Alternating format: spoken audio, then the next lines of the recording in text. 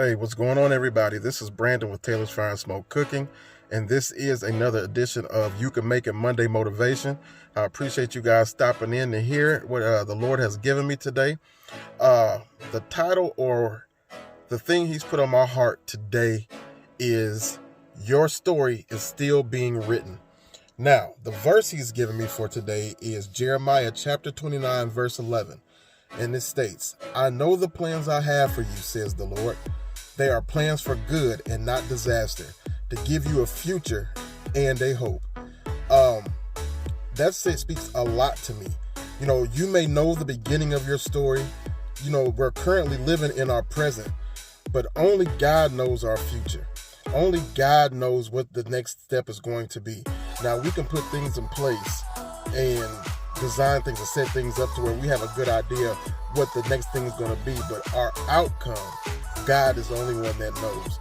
You may be in a dark place in a pit right now, but keep trusting and believing in the Lord. That is just a chapter of your story being written, and God is ready to finish writing the story.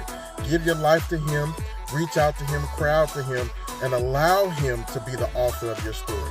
He's the author and the finisher. A lot of times we like to take the pen away from Him and begin to write our own chapters in our book and write our own stories, and that's okay. We have detours in our story sometimes, but when we begin to let God have His way, He begins to take that pen or that pencil back from us, erase some of the mistakes we've had, forget those things, and rewrite our story and rewrite our narrative. Like it says in the Word, the plans are for good and not disaster, to give you a future and to give you a hope. We have a future. We have hope. It is not all lost. It doesn't matter what we're going through right now. Like I said, that's just a chapter in our story. It's just a valley that we're going through. But at the end of the day, the Lord is not done with you.